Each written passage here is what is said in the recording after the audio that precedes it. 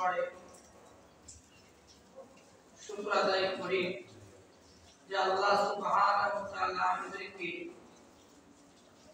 পবিত্র জুমার দিনে যে রাকাত ফরজ নামাজ আদায় করার জন্য কবুল করেছেন। এজন্য আমরা সকলে জবান খুলে আওয়াজ করে কালিমাতু শুকর আদায় করি বলে আলহামদুলিল্লাহ। প্রিয় হাজিরিন, আমরা আরো শুকর আদায় করি মহান আল্লাহ পাকের দরবারে যে আল্লাহ সুবহানাহু ওয়া তাআলা আমাদেরকে 1446 হিজরি সনে 8ম নাম্বার মাস শাবান মাস, এই শাবান মাসের দ্বিতীয় নাম্বার জুমায় আল্লাহ সুবহানাহু ওয়া তাআলা আমাদেরকে পছন্দ করেছেন। পছন্দ করে রহমতের চাদর দ্বারা বেষ্টন করে তার ইবাদত খানায় ইবাদত করার জন্য পাশাপাশি কোরআন ও সুন্নাহ থেকে কথা বার্তা শোনার তৌফিক দান করেছেন। এজন্য আমরা আবারও জবান খুলে আওয়াজ করে কালিমাতু শুকর আদায় করি আলহামদুলিল্লাহ। প্রিয় হাজিরিন, আমরা আলোচনা শুনছি 4টি বিষয়। 1 নাম্বার বিষয় হচ্ছে শাবান মাস সম্পর্কে।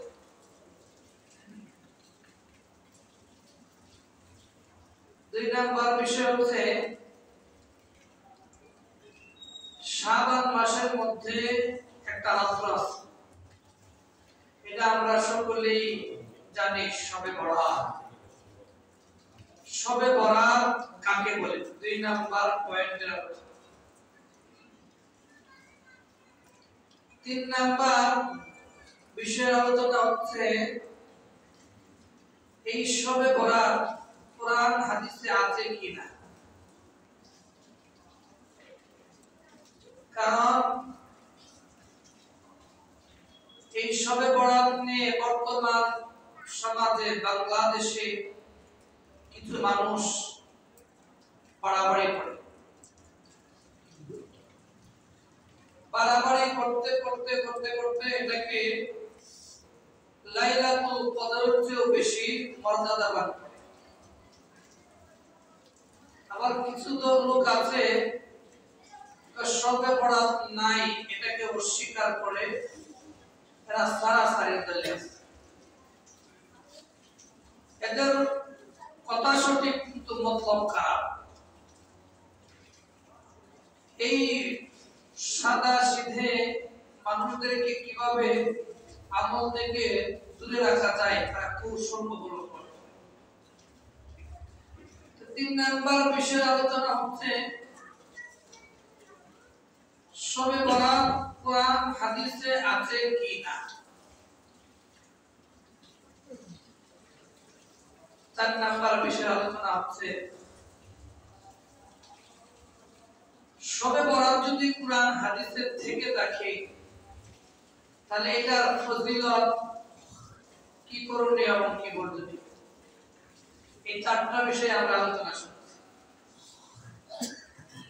4টা বিষয়ের মধ্যে 1 নাম্বার বিষয়ের আলোচনা আমরা গত জুমায় শুনেছি, শাবান মাস। আল্লাহ যদি আমাকে তৌফিক দান করেন আর আপনারা যদি ধৈর্য সহকারে শুনেন, 2 নাম্বার পয়েন্ট থেকে আলোচনা শুরু করব ইনশাআল্লাহ। 2 নাম্বার বিষয় হচ্ছে শবে বরাত কাকে বলে। প্রিয় হাজিরিন, সব শব্দটা এটা হচ্ছে পারসি শব্দ। এটার অর্থ হচ্ছে রাত্র, রাত, রজনী। আর বারাত শব্দটা এটা আরবি শব্দ। এর অর্থ হচ্ছে না মুক্তি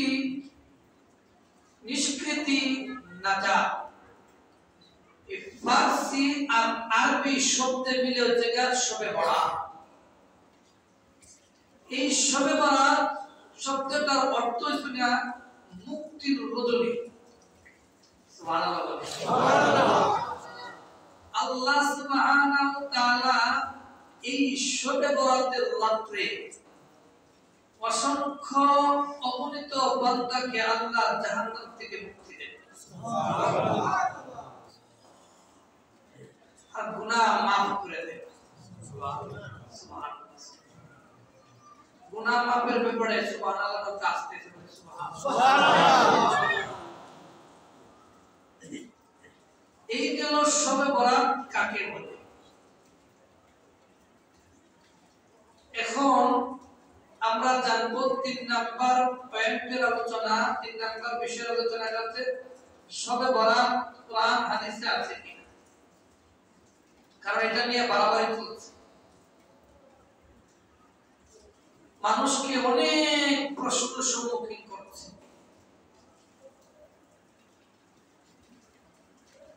শবে বরাত কোরআন হাদিসে আছে কি না এটা এখন জানি।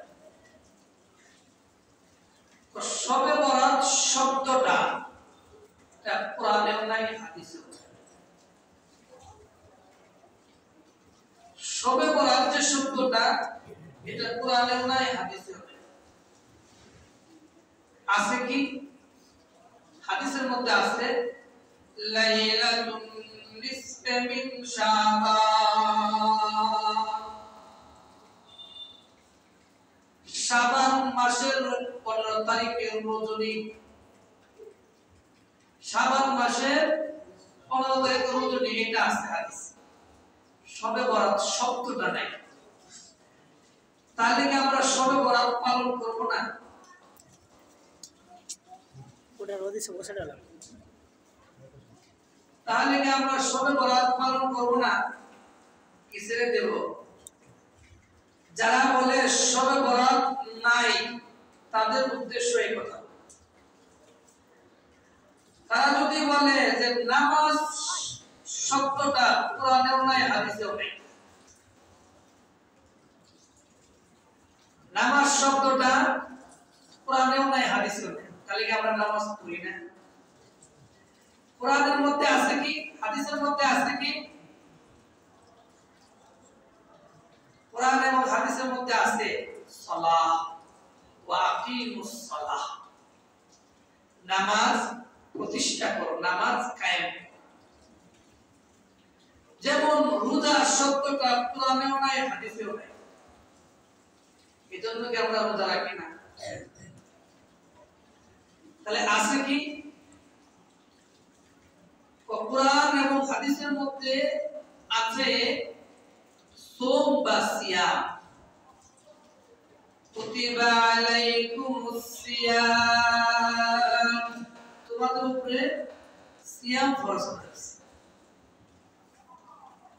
প্রিয় হাজিরিন, যে সমস্ত লোক বলে শবে বরাত শব্দটা নাই, কথা সত্য কিন্তু মতলব খারাপ, ঠিক না বেঠিক? আওয়াজটা বলেন ঠিক না বেঠিক? তারা মানুষকে আমল থেকে দূরে রাখতে চায়।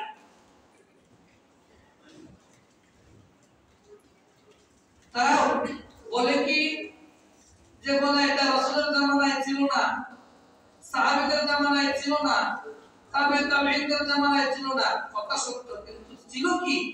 নিসফে শাবান, লাইলাতুন নিসফে মিন শাবান, শাবান মাসের 15 তারিখে হয়েছে। যেমন আমরা চিটাগাং বলতে কি বুঝি? চট্টগ্রামকে বুঝি না? কথা বলে চট্টগ্রাম বুঝি না? যেমন আমরা কুড়ি বলতে কি বুঝি? 20 বুঝি। যেমন আমরা কত বলতে কি বুঝি? লাউ বুঝি। ঠিক তেমনি ভাবে শবে বরাত বলতে লাইলাতুল নিসফে মিন শাবান কে বুঝি, ঠিক না ঠিক? যেমন আমরা নামাজ বলতে সালাত বুঝি, যেমন আমরা রোজা বলতে সিয়াম বুঝি, ঠিক তেমনি ভাবে উপমহাদেশে এটা একটা পরিভাষা হয়ে গেছে শবে বরাত, আর এটাই হচ্ছে লাইলাতুন নিসফি মিন শাবান। প্রিয় হাজির, এই শবে বরাত কুরআন হাদিসে আছে কিনা?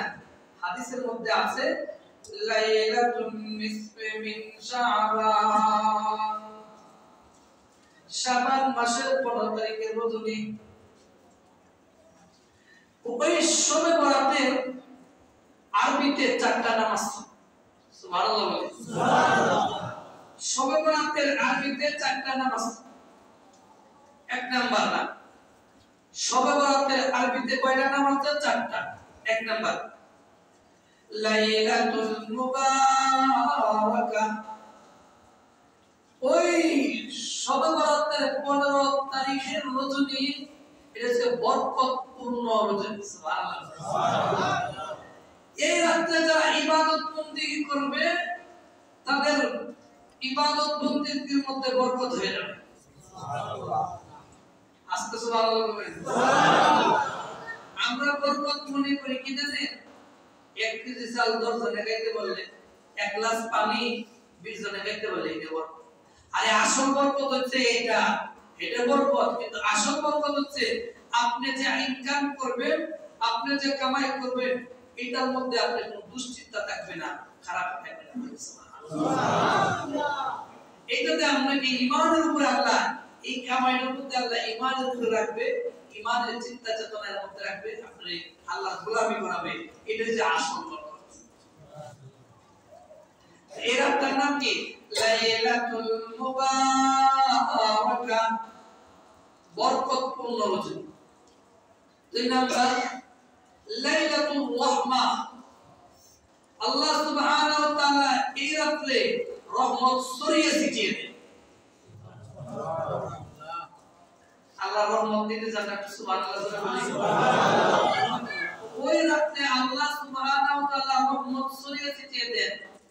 তাহলে যখন রহমত দিবেন আর আপনি ঘুমায় দেখেন, তাহলে রহমত কিভাবে পাইবেন? রহমত নিতে হইলে রহমতের জায়গায় আপনি আসতে হবে। ঠিক না ঠিক? রহমতের বাসনটাকে আপনি পাক পবিত্র রাইখা ওযু করে আল্লাহর দরবারে হাত তুলবেন, আল্লাহ বলে আমার রহমত করে মাফ করে দেন। সুবহানাল্লাহ। মাফ করে দিলাম। এটা যে রহমত ছড়িয়ে ছিটিয়ে দেওয়ার রাত। 3 নম্বরে লাইলাতুস সাবতি, এটা হচ্ছে প্রমাণ পত্রের রাত। প্রমাণ, তুমি যে কি ইবাদত বন্দেগী করছো এটা আল্লাহ সব প্রমাণ, এটা চলে যাবে। সুবহানাল্লাহ সুবহানাল্লাহ। তো 4 নাম্বার এই শবে বরাতের নাম হচ্ছে লাইলাতুল বারাত। এটাকে আমরা শবে বরাত, লাইলাতুল বারাত। এটা হচ্ছে এই রাতে আল্লাহ সুবহানাহু ওয়া তাআলা তার রহমতে অসংখ্য অগণিত বান্দাকে এমনি মাফ করে দেন। সুবহানাল্লাহ। আমি অসংখ্য অগণিত বান্দাকে জাহান্নাম থেকে মুক্তি দেই, এইটা হচ্ছে লাইলাতুল বারাত। আর একটা হচ্ছে বদর। তাহলে আমরা 2টা বিষয়ে আলোচনা করলাম, 3টা বিষয়। 1 নম্বর হচ্ছে শাবান মাস কাকে বলে, কতজন এসেছে। আজকে শুনলাম যে শবে বরাত কাকে বলে, ও শবে বরাত কোরআনে হাদিসে আছে কিনা। কোরআন হাদিসে আছে, আপনারা কি বলেন আছে? আছে। কিন্তু এটার পরিভাষা হচ্ছে লাইলাতুন নিসফি মিন শাবান। যারা বলে শবে বরাত শব্দটা নাই, কথা সত্য কিন্তু মতলব খারাপ, এই মানুষদেরকে আমল থেকে দূরে রাখতে চাই। এখন আসুন শবে বরাতে কি করণীয় এবং বর্জনীয়। শবে বরাতে আমরা কি করব? প্রথমে আসেন 4 নাম্বার বিষয় হলো শবে বরাতে কি করণীয় এবং বর্জনীয়। এই শবে বরাতে প্রথমে জানব শবে বরাতের ফজিলত। ফজিলত নাম্বার 1, আতা ইবনে ইয়াসির রাদিয়াল্লাহু তাআলা আনহু বলেন, এই শবে বরাত রাতটা কদরের পরে এটা এই রাতের সম্মান, আল্লাহর কাছে মর্যাদাবান, কদরের পরেই এই রাতের সম্মান। সুবহানাল্লাহ বলেন। সুবহানাল্লাহ। 2 নাম্বার ফজিলত, শবে বরাতের 2 নাম্বার ফজিলত, ওই হাদিসটা আসছে ইবনে মাজাহ 1390 নাম্বার হাদিস, কমেশকাতে আসছে। আবু মুসা আল-আশআরী রাদিয়াল্লাহু তাআলা তিনি বলেন যে আল্লাহ রাসূল সাল্লাল্লাহু আলাইহি ওয়াসাল্লাম বলেন, ইন্নাল্লাহ তাআলা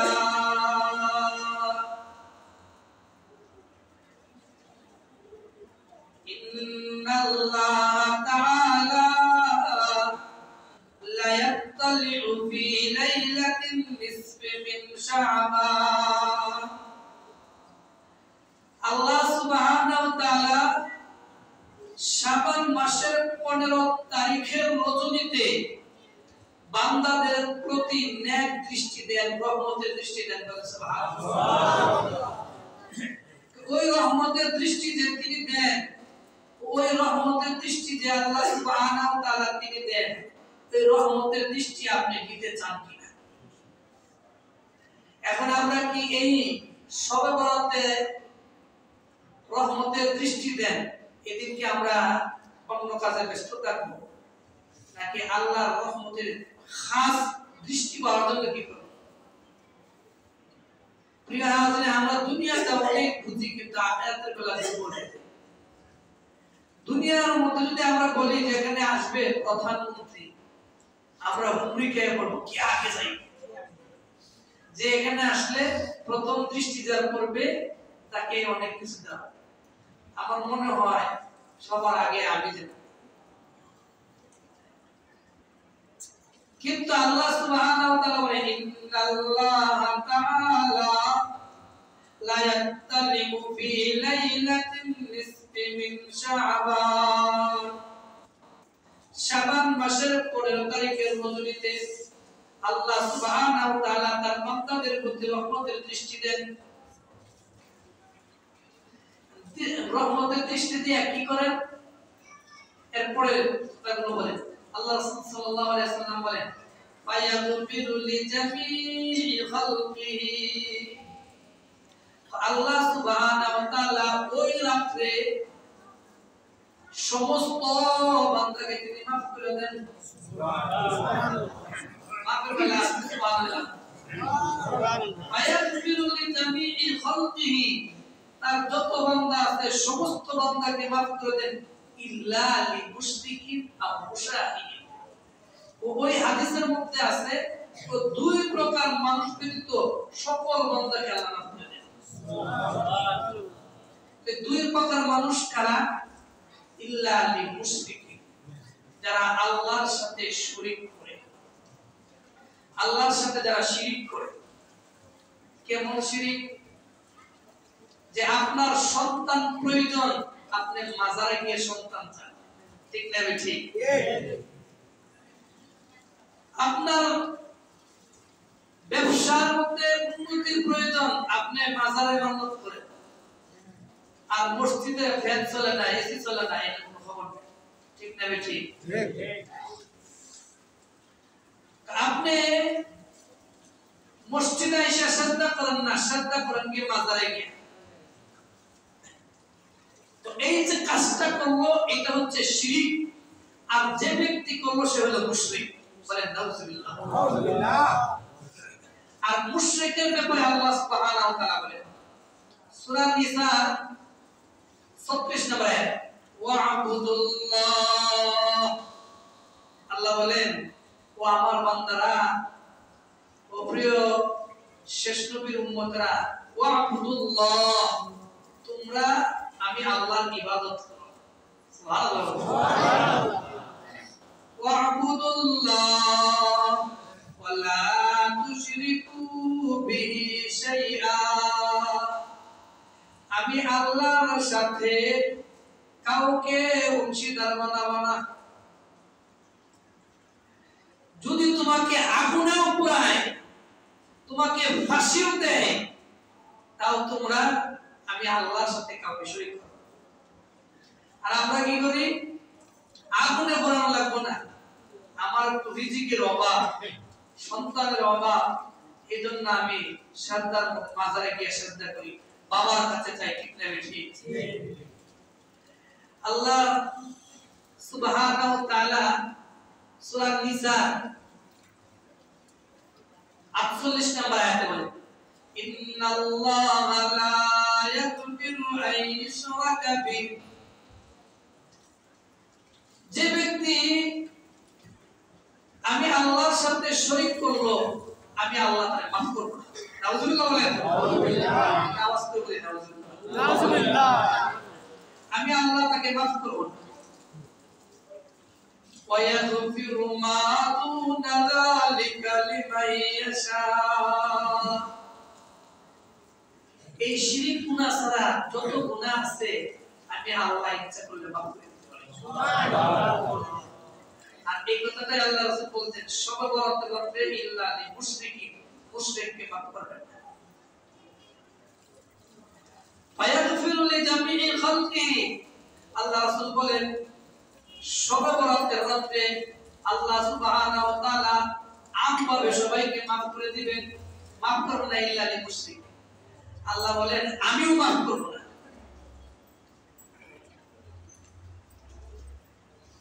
এই শিরক না করার জন্য আমরা একটা নসিহত শুনতে পারি। আমরা আমাদের সন্তানকে ওয়াজ করি না, বুঝাই না যে বাবা তুমি এইটা করবা, তুমি এই এসএসসি তে পাইবা, সে পাইবা, অন্য কিছু পাইবা, বলি না? লুকমান আলাইহিস সালাম বলেন, লুকমান আলাইহিস সালাম তার সন্তানকে ওয়াজ করেছিলেন, কি নসিহত করেছিলেন, এটা আল্লাহ সুবহানাহু ওয়া তাআলা লুকমান সূরা 13 নম্বর আয়াতে বলে দিয়েছেন। বলে সুবহানাল্লাহ। কি বলেন? লুকমান আলাইহিস সালাম বলেন তার ছেলেকে, ইয়া বুনাইয়া লা তুশরিক বিল্লাহ, ও আমার প্রিয় বৎস, আমার প্রিয় সন্তান, লা তুশরিক বিল্লাহ, তুমি আল্লাহর সাথে কাউকে শরীক করবে না। যদি শরীক করো তুমি এটা করবে না, কারণ ইন্নাশ শিরকা লাযুলমুন আযীম। আল্লাহু আকবার বলেন। আল্লাহু আকবার। ইন্নাশ শিরকা লাযুলমুন আযীম, শিরক হলো সবচেয়ে বড় গুনাহ। শিরক কেমন বড় গুনাহ এটা আমি আপনাদের বলি। এই ব্যাপারে শিরকের ব্যাপারে আল্লাহ সুবহানাহু ওয়া তাআলা সূরা মাইদার 52 নম্বর আয়াতে 72 নম্বর আয়াতে বলেন, ইন্নাহু মাইয়ুশরিক বিল্লাহ, আল্লাহ সুবহানাহু ওয়া তাআলা তিনি বলেন, ইন্নাহু মাইয়ুশরিক বিল্লাহ, যে ব্যক্তি আমি আল্লাহর সাথে শরীক করবে, অংশীদার বানাবে, সাব্যস্ত করবে, আমার কাছে সাহায্য না চাইয়া মানুষের কাছে সাহায্য চাইবে, মরা বাড়ার কাছে চাইবে, মরা মাজারকে চাইবে, আল্লাহ সুবহানাহু ওয়া তাআলা বলেন, ফাকাদ হারামাল্লাহু আলাইহিল জান্নাহ, আমি আল্লাহ ওই শিরককারীর জন্য জান্নাতটা হারাম করে দিলাম। আওয়াজ লক্ষ্য থেকে দিল থেকে বলি নাউজুবিল্লাহ। আমি ওই ব্যক্তির জন্য জান্নাতটা হারাম করে দিলাম। তো জান্নাতটা হারাম করে দিলে আপনি যাইবে কই? আল্লাহ বলেন, ওয়া মাওয়াহুম নার, তার ঠিকানা হবে জাহান্নাম। ওয়া মা লিয-যালিমিনা মিন আনসার, ও সেদিন কোনো সাহায্যকারী পাবে না। যারা শিরককারী তারা ফুলসিরাতে উল বাড়ি দিতে চাইবো, উল্টা বাড়ি দেওয়ার সময় ওটার সাথে সাথে নিচে বলে নাউজুবিল্লাহ। কোন সাহায্যকারী সেদিন তার দিবে না। মেলবে না কেমনে? আমি দুই তিনটা উদাহরণ দিই আপনাদের পরিষ্কার হবে। ও বাবা যদি মুশরিক হয়, ছেলে যদি নবীও হয়, কথাটা খুব খেয়াল করে শুনেন, মনোযোগ দিয়ে শুনেন। বাবা যদি নবীও হয়, ছেলে যদি বাবা মুশরিক হয় আর ছেলে যদি নবীও হয়, এই মুশরিকের ব্যাপারে এই নবী সুপারিশ করতে পারবে না। যেমন আমাদের জাতির পিতা ইব্রাহিম আলাইহিস সালাম, তার বাবা ছিলেন আজর, মুশরিক, দেব-দেবীর পূজা করত। ওই আজর জাহান্নামী, মাওয়াহুন নার, তার ঠিকানা হচ্ছে জাহান্নাম। এই তার বাবার ব্যাপারে ইব্রাহিম আলাইহিস সালাম সুপারিশ করতে।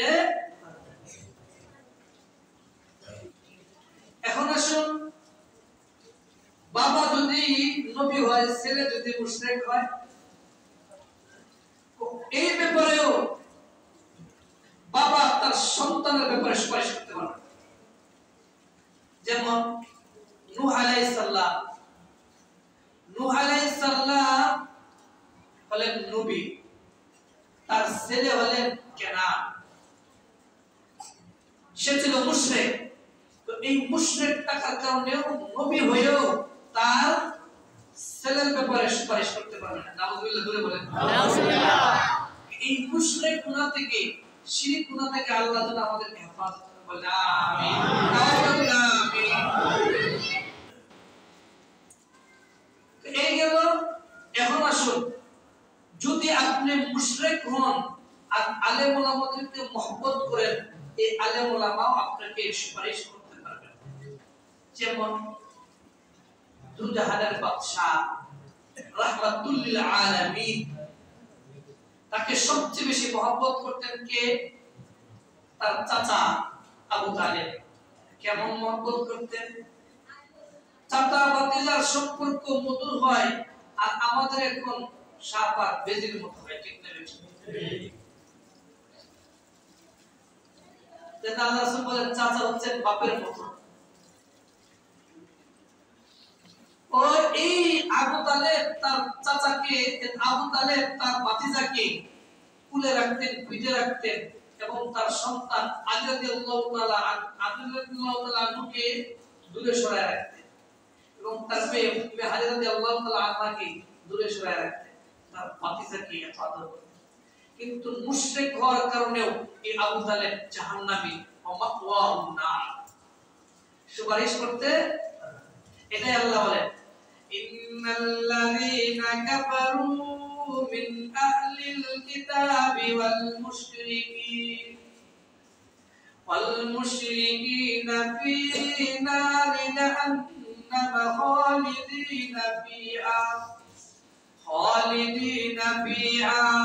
ওই মুশরিকরা জাহান্নামে যাবে, এই মুশরিকদের ব্যাপারে কেউ সুপারিশ করতে পারবে না।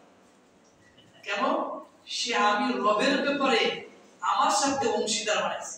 নাউযুবিল্লাহ বলেন নাউযুবিল্লাহ। আমার ব্যাপারে অংশীদার বানাইছে। এক সাহাবী আল্লাহ রাসূলকে প্রশ্ন করলেন, আল্লাহ রাসূল, আচ্ছা আপনি বলেন তো দুনিয়ার মধ্যে সবচেয়ে বড় গুনাহ কোনটা? আল্লাহ রাসূল বললেন, সবচেয়ে বড় গুনাহ যে আল্লাহর সাথে কাউকে শরীক করা। তোমাকে যদি আগুনেও পোড়ায়, জ্বালিয়েও দেয়, তাও তুমি আল্লাহর সাথে কাউকে শরীক করো। আর আমরা কথায় শরীক করি, ঠিক না? বিপদে বললে বোঝা যায়, কিন্তু এখানে শর্ট করলাম।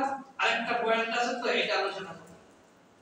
মনে আছে কিনা আপনাদের যে এই শবে বরাতের রাতে সবাইকে আল্লাহ মাফ করে দেন, ওয়ায়াগফিরু লিজামিই খালকিহি। কত নাম্বার হাদিস? ইবনে মাজাহ 1390 নাম্বার হাদিস। এটা সহিহ, অনেক বড় সহিহ। যারা বলে যে পায় না, এই শস্য লাগায় না, সবাইকে আল্লাহ মাফ করে দেন, কিন্তু দুই প্রকার ব্যক্তি আল্লাহ মুশরিকের কিছু আলোচনা শুনলেন তো। এখন আসুন দুই নাম্বার ব্যক্তিকে মাফ করেন, আও মুশাহিদ। মুশাহিদকে হিংসু, যে হিংসা করে। এখন বলতে পারবে এই হিংসার আগুনে মানুষ জ্বলে পুড়ে ছাই হয়ে যাচ্ছে। হুজুর বলতে পারেন আমার ভিতরে হিংসা নাই। হিংসা আছে, বুঝবেন কিভাবে? অন্যের বালা দেখলে যদি আপনার জ্বলে, কেন? অন্যের উন্নতি হচ্ছে, আপনি চান এই উন্নতিতে না। বলা কৌশলে আপনি তাকে বিপদে বলতে চান। আপনার পাশের বাড়ির লোক তার ছেলে অনেক বড় কিছু হয়েছে, আপনি কথাই বলতে পারেন কি দেখছি না। যদি এলেমে আমলে টাকায় পয়সায় উন্নতি হয় আর আপনার যদি জ্বলে খারাপ লাগে ক্ষতি করতে ইচ্ছা হয়, আপনার ভিতরে হিংসা আছে। ওই হিংসার কারণে প্রথম যখন আল্লাহ সুবহানাহু ওয়া তাআলা মানব সৃষ্টি করেন, এই হিংসার কারণে সর্বপ্রথম হিংসাকে করেছিল ইবলিস শয়তান, ঠিক না? হিংসার কারণে সে আদমকে সাজদা করে নাই। আল্লাহ সুবহানাহু ওয়া তাআলা বললেন, আদম এই শয়তান তুমি এই আমার বান্দাকে সাজদা করো, আদমকে সাজদা করো না। আমি করব কেন? আমাদের সমাজের মধ্যে আছে গারে ছোট মানুষ এর পিছে একই বুঝি আছে না এরকম। এই কথাটার উত্তর পাইবেন আল্লাহ রাসূল সাল্লাল্লাহু আলাইহি ওয়াসাল্লামকে প্রশ্ন করেছিল এক ব্যক্তি, এক ইহুদি, ইহুদিরা খুব চালাক। প্রশ্নটা করেছিল, হে আল্লাহর রাসূল আপনি বড় না আল খালিদ? আল্লাহ রাসূল আজীব জবাব দিলেন, বলেন সুবহানাল্লাহ। সুবহানাল্লাহ। তো বয়সের দিকে বড় এলাকা আমি বড়, সুবহানাল্লাহ। তাহলে যদি আপনার এরকম হিংসা থাকে তাহলে আপনি সেটা এই রাতে আপনি মাফ করবেন। সর্বপ্রথম এই হিংসা আগুনে জ্বলে পুড়ে ছারখার হয়ে গেছে শয়তান। শয়তান এই একটা কথা না মারার কারণে বরবাদ হয়ে গেছে। আরেকটা এই সর্বপ্রথম মানব হত্যা হয়েছে হিংসার কারণে। যেমন আদম আলাইহিস সালামের দুই ছেলে, আমরা ইতিহাস জানি হাবিল এবং কাবিল। কাবিলের সাথে তার সহোদর বোন হয়েছিল আকলিমা, সে ছিল সুন্দর। আর হাবিলের সাথে বোন হয়েছিল লিউজা, সে ছিল কুৎসিত। এই ঘটনাকে নিয়ে হাবিলকে হত্যা করেছিল কাবিল হিংসার বশবর্তী হয়ে, ঠিক না? এইজন্য আল্লাহ রাসূল সাল্লাল্লাহু আলাইহি ওয়াসাল্লাম আবু দাউদ শরীফের 4904 নাম্বার হাদিসে বলেন, ইন্নাল হাসানা ইউতফিউ নূরাল হাসানাত। আপনি মনে আমল করেন ও সব আমল বরবাদ হয়ে যাবে এই হিংসার কারণে, ও সব দুঃসাত হয়ে যাবে এই হিংসার কারণে। প্রিয় হাজরিন, আল্লাহ আমাদেরকে হিংসা থেকে বাঁচার তৌফিক দান করুন, আমিন। হিংসা থেকে বাঁচবেন কেমনে? আলেম ওলামাদেরকে বেশি বেশি মহব্বত করবেন, তাদের কথা মতো চলবেন, তাদের দিক নির্দেশনায় চলবেন, আপনি হিংসা থেকে বাঁচতে পারবেন। আর যদি বলেন না আমার এর ক্ষতি করতে মন চাইছে, আপনি আল্লাহর কাছে দুই হাত তুলে দিবেন, দেখুন আল্লাহ এরা তো 3টে বাড়ি দিয়েছে, আরো 10টা বাড়ি বাড়ি আছে। সুবহানাল্লাহ। আল্লাহ যদি দেয় এটা আপনার সমস্যা, তাহলে আপনি হিংসা থেকে বাঁচতে পারবেন। শুনেন হিংসার একটা হাদিস আমি বলি। আল্লাহ রাসূল সাল্লাল্লাহু আলাইহি ওয়াসাল্লাম একটা মজলিসে বসা, তখন সাহাবায়ে কেরাম বললেন, তোমরা কি জান্নাতি মানুষ দেখতে চাও? সুবহানাল্লাহ। সুবহানাল্লাহ। সাহাবায়ে কেরাম বললেন, আমরা জান্নাতি মানুষ দেখতে চাই। এখন যে ব্যক্তিটা আসবে সেটা তাদের সুবহানাল্লাহ। আসছে একটা লোক, তার দাড়ি থেকে হাত থেকে ওজুর পানি মাটির মধ্যে পড়ছে, তা দেখলো মানুষটা, এই সাহাবা সাধারণ মানুষ। এরপর দিন একই কথা বলতো, আজকে তোমরা জান্নাতি মানুষ দেখতে চাও, এই লোকটা আসে। তৃতীয় দিন এই কথাটাই বলতো। আব্দুল্লাহ ইবনে আমর ইবনে আস রাদিয়াল্লাহু তাআলা তিনি বলেন, আর কি আমর, সুবহানাল্লাহ বলেন না? সুবহানাল্লাহ। সে জান্নাতের খাতার মধ্যে তার নামটা উঠে গেছে, দুজাহানের বাদশা রাহমাতুল আলামিনের মুখ দিয়া তার জান্নাতের সার্টিফিকেট আইসা করছে। কি আমলটা করে আমি এই আমলটা দেখব, বলে সুবহানাল্লাহ। আর আমরা একজন আমল করলে সবার একটু করবা করে, ঠিক না বেশি? এটা আমাদের হিংসা। এই হিংসা ছেড়ে দিতে হবে। তা আব্দুল্লাহ ইবনে আমর ইবনে আস রাদিয়াল্লাহু তাআলা গেলেন, বাড়িতে গিয়া তিনি তার বাসায় গেলেন। 3 দিন মেহমান হলেন, আমি আপনার এখানে মেহমান এসেছি। 3 দিন পর্যন্ত তাকে দেখলেন, ভোগ করলেন না। নামাজ পড়ে, সাধারণ নামাজ পড়ে, অতিরিক্ত কোন নামাজ পড়ে না, কিচ্ছু না, নামাজ পড়ে ঘুমায়। 3 দিনের মাথা তো তুমি কি আছে কোন আমল করবো না? তাহলে তোমাকে যে আল্লাহ রাসূল জান্নাতের সার্টিফিকেট দিল, তা আমরা যে আমল দিতে তোমার কম। যখন চলে যায় তখন শুনে আমার ভিতরে কোনো হিংসা নেই। বলে সুবহানাল্লাহ। আমর ইবনে আস রাদিয়াল্লাহু তাআলা বলে, জান্নাতের কাতারে, জান্নাতের তালিকায় তোমার নামটা এই কারণে লেখা, তোমার যে হিংসা নেই। আর আমরা হিংসা এই গুণাটাকে আমরা গুনাহ মনে করি না। আর লম্বা কথা ছিল, শিরকের ব্যাপারে লম্বা কথা ছিল। আমরা কিন্তু শবে বরাতের ফজিলতের 2 নাম্বার হাদিসে আছে। ইনশাআল্লাহ রাতের 3 নাম্বার হাদিস থেকে শুরু হবে, আমল শুরু হবে, কিভাবে করবেন, কত রাকাত করবেন, সব ডিটেইলস চলে আসবে এই আজকে দিবাগত রাতে শবে বরাত। এরপর কি আমল করবেন? এই রাতে আল্লাহ সুবহানাহু ওয়া তাআলা সকলকে মাফ করে দিবেন। 2 প্রকার, 2 শ্রেণীর মানুষ ব্যতীত। অন্য হাদিসে আসছে আর কয়েক শ্রেণীর ব্যতীত। সব কথা এখন এই রাতে হবে, আমল সহকারে হবে, নিয়ত সহকারে সব হবে। আমাদেরকে আল্লাহ সুবহানাহু ওয়া তাআলা এই শিরক এবং হিংসা থেকে বাঁচার তৌফিক দান করুন। সকলে একটু আওয়াজ করে জবান খুলে বলেন আমিন। আমরা যারা সুন্নাত পড়ি নাই